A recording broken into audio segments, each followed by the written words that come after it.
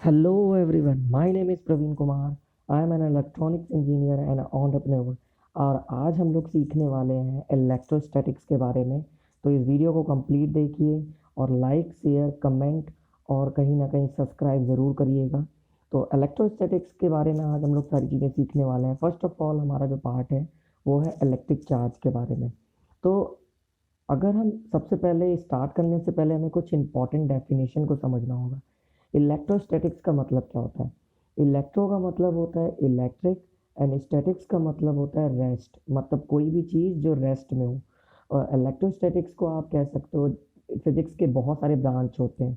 तो इलेक्ट्रोस्टैटिक भी एक फिजिक्स की ब्रांच होती है जहाँ पर आप पढ़ोगे इलेक्ट्रिक फील्ड के बारे में, इलेक्ट्रिक फोर्स के बारे में एंड इलेक्ट्रिक वर्क के बारे में पढ़ोगे due to the charge at rest. तो ये पूरे फील्ड को हम लोग बोलते हैं इलेक्ट्रोस्टैटिक्स। अब इलेक्ट्रिक चार्ज क्या होता है? Electric charge is a physical quantity, primary physical quantity. Mind my words, मैं कह रहा हूँ प्राइमरी फिजिकल क्वांटिटी। प्राइमरी का मतलब होता है एक ऐसी फिजिकल क्वांटिटी जो किसी और से ना ड्राइव किया गया हो। ये बिल्कुल बेसिक क्वांटिटी, मतलब ये किसी और से ड्राइव नहीं होते हैं। ठीक है। तो प्राइमरी फिजिकल क्वांटिटी होता है जिसकी वजह से आपका इलेक्ट्रिक और उसके अदर इफ़ेक्ट जो होते हैं वो एक तरीके से बनना स्टार्ट करते हैं, उसको हम लोग बोलते हैं इलेक्ट्रिक चार्ज।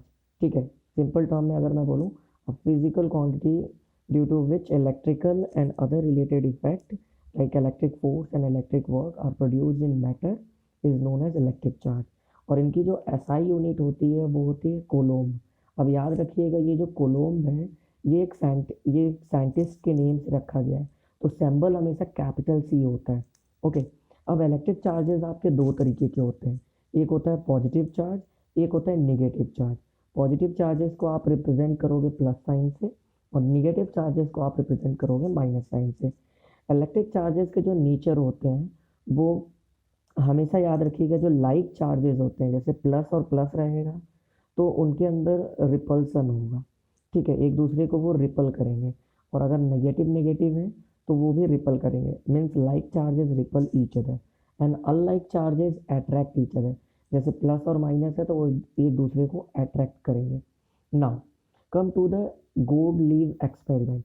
अब एक एक्सपेरिमेंट किया गया था उस टाइम पर, गोल्ड लीव एक्सपेरिमेंट। इस एक्सपेरिमेंट से हमें पता चला कि इलेक्ट्रिक चार्ज दुनिया में एग्जिस्ट करती है और उनके बीच में जो नेचर है, उनके बीच में जो साइन है उसके बारे में पता किया गया। गोल्ड लीफ एक्सपेरिमेंट जो किया गया था वो गोल्ड लीफ इलेक्ट्रोस्कोप पर किया गया था। ये एक इलेक्ट्रोस्कोप होता है, ये एक तरीके से ग्लास जार का होता है जिसके नीचे वुडन बेस होता है और आपका एक ऊपर से जो होल रहता है उसमें हम लोग ब्रास ब्रास रॉड डालते हैं और जिसके ऊपर में क्या होता है, ब्रास डिस्क होता है। और उस ब्रास रॉड के नीचे जो होता है गोल्ड लीफ डले होते हैं, मतलब गोल्ड जो गोल्ड होता है उसकी पत्तियां होती है, बहुत थीन लेयर होती है। ठीक है, वो एक दूसरे मतलब एक दूसरे से वी शेप में डले होते हैं। ठीक है। अब बेसिकली ये करते क्या है इसको हम लोग देखते हैं। जैसे हमने किया क्या, ये जो ब्रास रॉड है ये फुली न्यूट्रल है, मतलब इसमें कोई भी चार्ज नहीं है, ये एक तरीके का कंडक्टर है।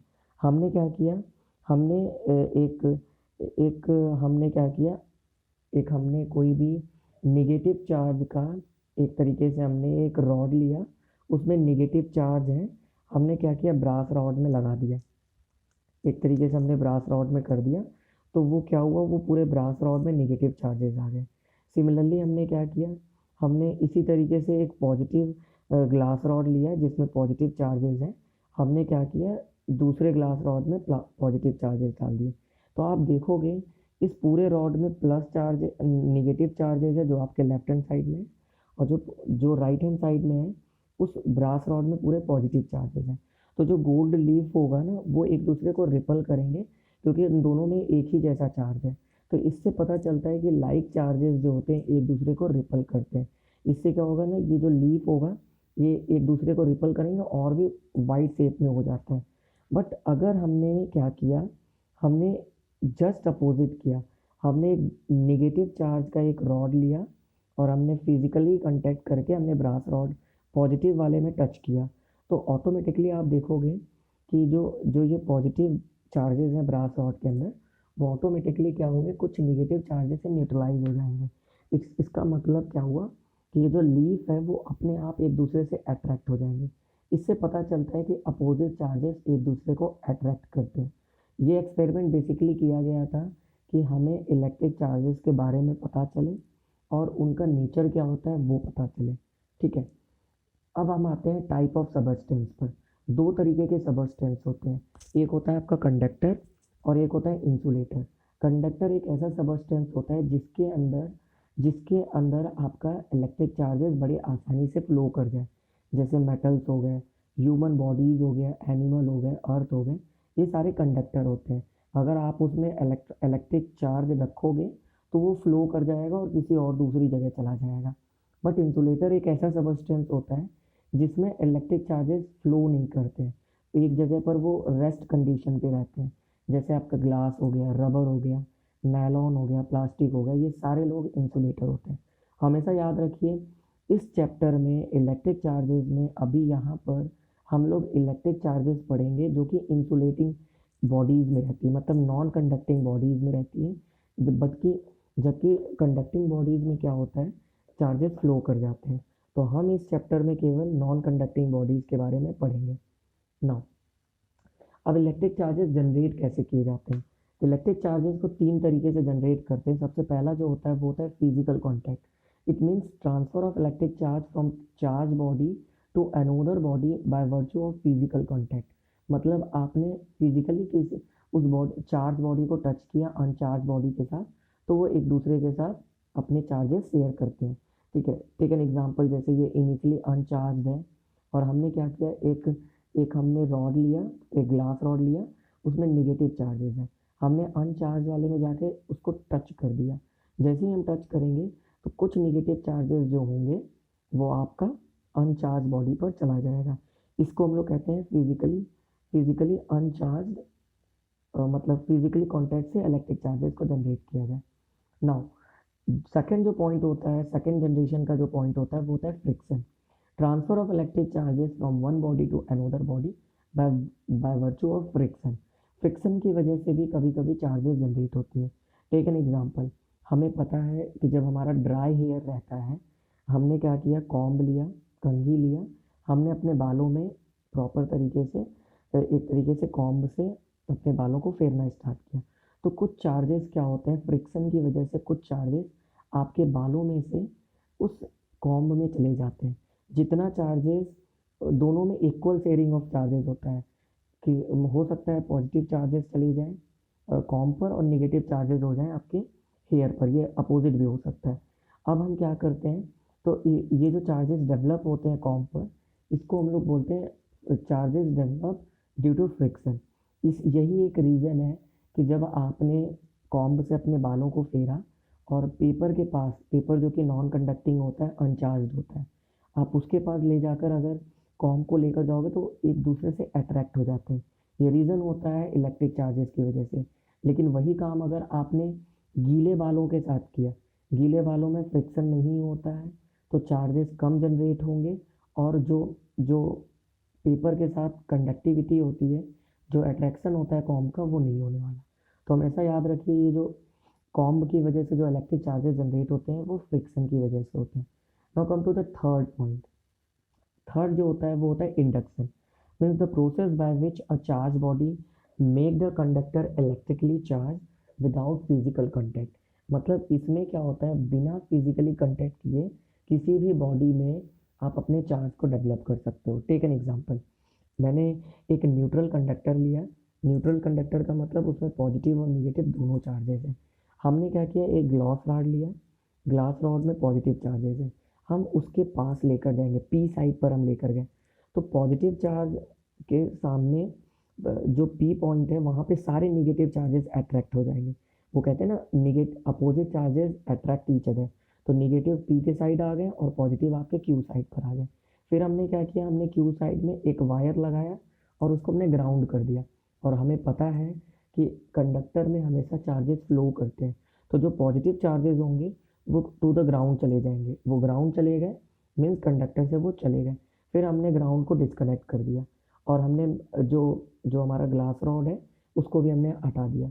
तो ई वाले ई सैंपल में आप देख पा रहे होगे, ई स्टेप में आप देख पा रहे होगे जो जो हमारा कंडक्टर है वो पूरी तरीके से निगेटिवली चार्ज हो गया।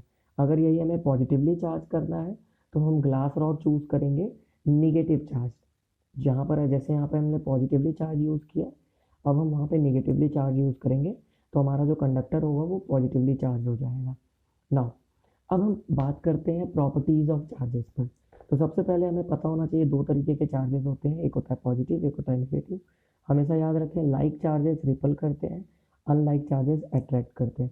और हमेशा याद रखें positive and negative charges tend to cancel each other, वो दोनों एक दूसरे को कैंसिल करते हैं।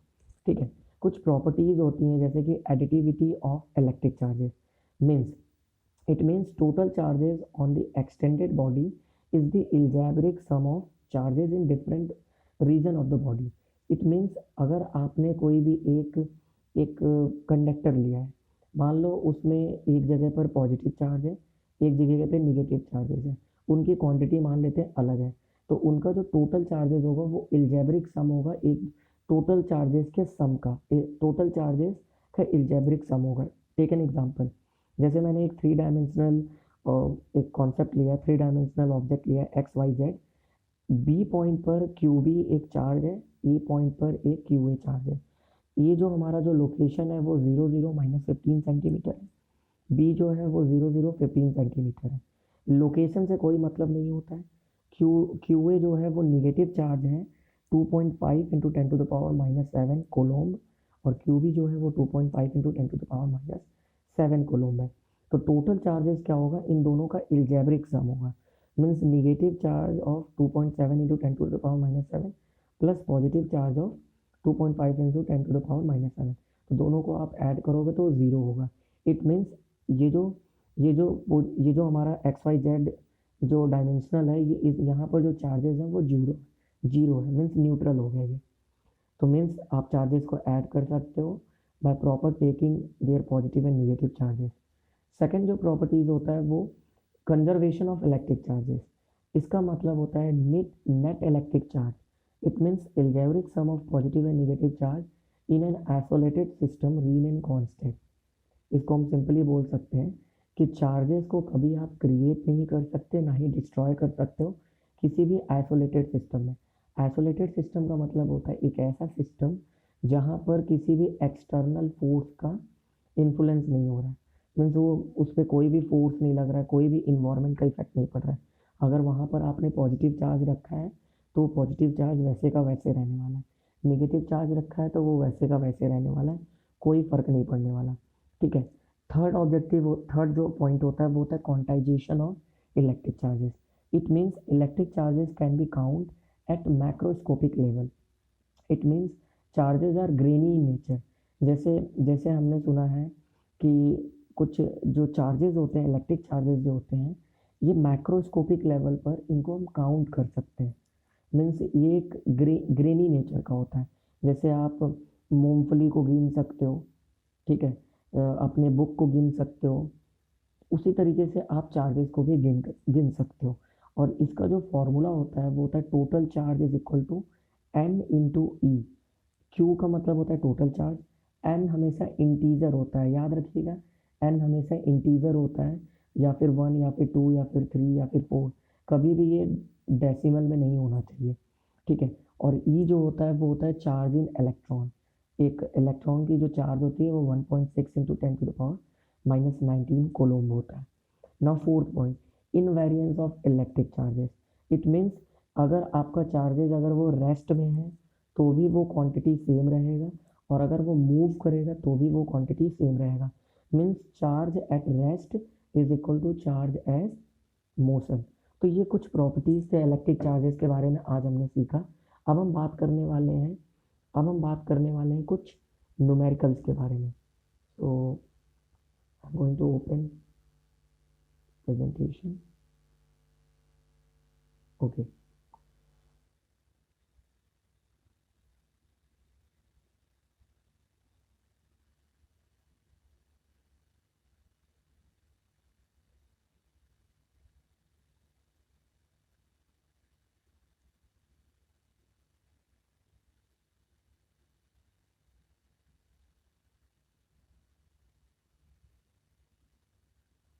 Wait a second.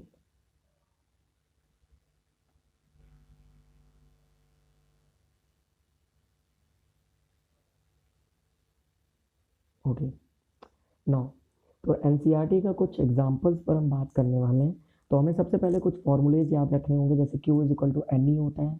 Q हमारा चार्ज होता है कोलोम में, n is the number of electron और proton which is an integer, and charge on electron, electron में जो चार्जेस होते हैं 1.602 into 10 to the power minus 19 coulomb होता है, और मास ऑफ इलेक्ट्रॉन जो होता है वो 9.10 into 10 to the power minus 31 kg होता है, किलोग्राम। अब देखिए, एक एक एक क्वेश्चन है, how can you charge a metal sphere positively without touching it. ये एग्जांपल्स मैंने पहले भी देख लिया है। हमने एक मेटल स्फीयर, विदाउट टचिंग का मतलब हमें इंडक्शन प्रोसेस यूज़ करना होगा। हमने एक मेटल स्फीयर लिया है जिसमें पॉजिटिव और निगेटिव चार्जेस दोनों बराबर है। सेकंड स्टेप हमने क्या किया, अब हमें पॉजिटिव चार्ज करना है तो हमें ग्लास रॉड लेना होगा जो निगेटिवली चार्ज हो, और उसके पास में ले जाकर, मेटल स्फीयर के पास में ले जाकर हमें रखना होगा। तो जो पॉजिटिव होंगे वो चार्जेस एक तरफ हो गए, निगेटिव चार्जेस एक तरफ हो गए। फिर हमने क्या किया, निगेटिव चार्जेस की तरह हमने एक कंडक्टर लगा के उसको ग्राउंड कर दिया।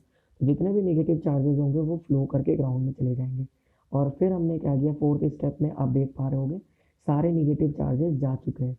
फिफ्थ स्टेप में हमने क्या किया, ग्लास रॉड को हटा दिया, तो वो जो मेटल स्फीयर होगा वो पॉजिटिवली चार्ज हो गया। तो इस तरीके से आप इस क्वेश्चन को पूरा समझ कर खुद से लिख कर प्रॉपरली डायग्राम के साथ रिप्रेजेंट करके आप काम कर सकते हो। Now come to the second numerical. एक न्यूमेरिकल है कि if 10 to the power 9 electrons move out of a body to another body every second, how much time it is required to get a total charge of 1 coulomb on the other body. Simple शब्दों में अगर मैं कहूँ कि एक body है, वहाँ से 10 to the power minus electron को ट्रांसफ़र किया जा रहा है हर एक सेकेंड में, ठीक है। तो हमें बताना है कि एक कोलोम चार्ज कितने टाइम में आपका एक बॉडी से दूसरे बॉडी में चार्ज जाएगा। तो समझिए, जो हमारा रेट दिया हुआ है, 10 to the power minus 10 to the power 9 electrons per second, ये रेट दिया हुआ है। और जो चार्ज है वो वन कोलोम दिया हुआ है। टाइम हमें निकालना है। रेट का फॉर्मूला होता है number of electron divided by time in second, okay. तो n अपॉन टी। अब हमने क्या किया, n कर दिया, means number of electron is equal to rate into time. Q का फॉर्मूला हमें पता है n इंटू ई होता है, n की जगह पे हमने रख दिया रेट इंटू टाइम, तो Q is equal to rate into time हो गया, ठीक है। अब देखो, क्यू की जगह पे हमने 1 कोलोम रखा, रेट की जगह पे 10 टू द पावर माइनस 9 रखा, टी हमें निकालना है, और इलेक्ट्रॉन का जो चार्ज होता है 1.6 into 10 to the power minus 19 होता है। इसको आप कैलकुलेट करोगे तो ये आएगा 6.25 into 10 to the power minus 9 seconds. इसको आवर्स में कन्वर्ट करना है, 60 से डिवाइड कर लो, सॉरी 3600 से डिवाइड करो, क्योंकि 60 से डिवाइड करेंगे तो मिनट में आएगा, फिर 60 से डिवाइड करेंगे तो आपका आवर्स में आएगा। 3600 से आप डिवाइड करोगे तो ये आवर्स में आ जाएगा। फिर हमने 24 से डिवाइड किया तो एक दिन आ गया, 365 से डिवाइड किया तो एक साल आ गया। तो इसको आप डिवाइड करोगे तो 198.186 ईयर आ गया, ओके। तो इस तरीके से आप ये न्यूमेरिकल कर सकते हो। बहुत ईजी वे में मैंने ये सारी चीज़ें समझाएं। और third numerical, how much positive and negative charge is there in a cup of water, ठीक है। अब ध्यान रखिए, इस क्वेश्चन में हमें कुछ भी नहीं कहा है, हमें कुछ भी नहीं दिया है, हमें बस ये दिया गया है एक कप है जिसमें पानी भरा हुआ है, उसमें कितना चार्जेस होंगे, ठीक है। तो हमेशा याद रखिए, लिक्विड वाली जितनी भी चीज़ें होती हैं आप उनको काउंट नहीं कर सकते हो, और उसमें हमेशा हम लोग यूज़ करते हैं मोलर फार्मूला, एवोगैड्रो नंबर, ठीक है। तो मैं आपको सबसे पहले नंबर ऑफ प्रोटॉन और नंबर ऑफ इलेक्ट्रॉन निकालना सिखा देता हूँ। टेक एन एग्जाम्पल, मैंने एक लिथियम का एग्जाम्पल लिया है, इसका एटॉमिक नंबर 3 है, एटॉमिक मास 7 है। तो नंबर ऑफ इलेक्ट्रॉन क्या होता है, वो नंबर ऑफ एटॉमिक नंबर के बराबर होता है, 3 हो गया। और नंबर ऑफ प्रोटॉन जो होता है वो भी नंबर ऑफ इलेक्ट्रॉन के बराबर होता है, तो 3 हो गया। नंबर ऑफ न्यूट्रॉन क्या होता है, ये होता है आपका atomic mass minus atomic mass minus number of protons, ठीक है। तो 7 माइनस 3 जो होगा वो नंबर ऑफ न्यूट्रॉन्स हो गया, 4। इसी तरीके से हमने फॉस्फोरस का निकाला, नंबर ऑफ इलेक्ट्रॉन जो है एटॉमिक नंबर के बराबर हो गया, नंबर ऑफ प्रोटॉन आपका 15 हो गया, नंबर ऑफ न्यूट्रॉन जो हो गया atomic mass minus number of proton, जो कि 17 हो गया। अब ध्यान रखिएगा ये Na जो है इसमें +1 चार्ज दिया हुआ है। इसका मतलब एक ऐसा एलिमेंट, एक ऐसा आयन जिसमें प्लस चार्ज ज़्यादा है, मीन्स प्रोटॉन ज़्यादा है। तो हमेशा याद रखिएगा जिसमें प्लस चार्ज ज़्यादा होंगे उसमें प्रोटॉन ज़्यादा होगा और उसमें उतना ही नंबर का इलेक्ट्रॉन कम होगा, उसके एटॉमिक नंबर से आप माइनस कर देना। तो नंबर ऑफ इलेक्ट्रॉन क्या हो जाएगा, वो 10 हो जाएगा क्योंकि इसमें +1 चार्ज है। नंबर ऑफ प्रोटॉन क्या हो गया, वो 11 हो गया। Number of neutron atomic mass minus atomic number, atomic mass minus number of proton which is 12। ठीक है। सिमिलरली H2O, अब यहाँ पर हमें वाटर दिया हुआ है तो वाटर का फॉर्मूला होता है H2O। तो नंबर ऑफ इलेक्ट्रॉन हमें पता है हाइड्रोजन में एक इलेक्ट्रॉन होते हैं और दो दो दो हाइड्रोजन आपका यहाँ पर है, तो इसमें 2 हाइड्रोजन है तो आपका 2 इलेक्ट्रॉन तो हाइड्रोजन में हो गया। ऑक्सीजन में 8 इलेक्ट्रॉन होते हैं तो 2 + 8 जो हो गया वो 10 इलेक्ट्रॉन हो गया। और नंबर ऑफ प्रोटॉन और नंबर ऑफ इलेक्ट्रॉन इक्वल होंगे क्योंकि H2O में कोई भी पॉजिटिव और निगेटिव चार्ज नहीं है। ओके, अब आते हैं हम क्वेश्चन पर। हमेशा लिक्विड केसेस में आपको मोलर मास लेना होगा और एवोगेड्रो नंबर आपको पता होना चाहिए, वो होता है 6.02 × 10⁻23 मॉलिक्यूल। इसका सिंपल सा अगर मैं आपको मतलब बताऊँ, एवोगेड्रो का मतलब ये कहता है कि कोई भी लिक्विड सब्सटेंस है आपका, उसका जो एक मोल होता है वो एक मोल के अंदर 6.023 × 10⁻23 मॉलिक्यूल्स होते हैं। ओके, अब यहाँ पर कोई भी आपको नंबर्स नहीं दिया हुआ है इस न्यूमेरिकल में, तो हमने एक एग्जांपल ले लिया है। हमने कहा कि जो वाटर है वो 250 ग्राम है, 250 ग्राम है। अब यहाँ पर आप कुछ फॉर्मूला देख पा रहे हो, इसको रट लो। जो मोल्स होता है उसका फॉर्मूला होता है mass upon molar mass. Molar mass क्या होता है ये आप सिंपली निकालोगे, H2O का मोलर मास जो होता है वो 18 होता है। कैसे निकालोगे, atomic mass of hydrogen plus atomic mass of oxygen. तो 2 हाइड्रोजन है तो यहाँ पर 2 + 2 4 हो गया, और सॉरी हाइड्रोजन का जो एटॉमिक मास होता है वो होता है 1, तो 1 + 1 2 हो गया, और 16 होता है आपका ऑक्सीजन का तो 18 हो गया। और मास कितना दिया हुआ है 250 ग्राम, और 1 मोल जो होता है 6.02 × 10⁻23 मॉलिक्यूल्स ऑफ H2O। अब समझो आप, अब हमें यहाँ पे नंबर ऑफ मॉलिक्यूल्स निकालना है। तो टोटल मास 250 से डिवाइड कर दिया हमने 80 को, मोलर मास की यूनिट होती है ग्राम पर मोल, और हमने मल्टीप्लाई कर दिया आपका एवोगेड्रो नंबर से, तो नंबर ऑफ मॉलिक्यूल्स निकल गया। मीन्स पूरे 250 ग्राम जो वाटर है उसके अंदर कितने मॉलिक्यूल्स हैं वाटर के। ठीक है, अब हमने वाटर के मॉलिक्यूल्स निकाल लिए। अब हमें पता है एक मॉलिक्यूल के अंदर 10 इलेक्ट्रॉन होते हैं और 10 प्रोटॉन होते हैं, तो हमने 10 से मल्टीप्लाई कर दिया तो टोटल हमारा नंबर ऑफ इलेक्ट्रॉन और नंबर ऑफ प्रोटॉन आ गया। अब हमें निकालना है चार्ज ऑन वाटर। ठीक है, अब हमें पता है कि इलेक्ट्रॉन में जो चार्जेस होते हैं या प्रोटॉन में जो चार्जेस होते हैं वो दोनों इक्वल होते हैं। 1.6 × 10⁻19। हमने क्या किया, उस टोटल में हमने 1.6 × 10⁻19 मल्टीप्लाई कर दिया, तो हमारा ये आंसर आ गया 1.33 × 10⁻7 कोलोम। सो मुझे उम्मीद है कि ये सारे न्यूमेरिकल्स आपको समझ में आया होगा। मैंने बिल्कुल बेसिक तरीके से बिल्कुल ईजी वे में आपको एक्सप्लेन किया है। So hope you like this video. Comment करिएगा और सब्सक्राइब भी करिएगा इस चैनल को। और आप लोग मेरे साथ मेरे एंटरप्रेन्योरशिप बिजनेस में कनेक्ट होना चाहते हैं, एसोसिएट होना चाहते हैं, तो आप मेरे साथ डायरेक्टली मुझे कॉन्टैक्ट कर सकते हैं। मेरा इंस्टाग्राम प्रोफाइल लिंक में दिया गया है, डिस्क्रिप्शन लिंक में दिया गया है। So all the best guys, thank you.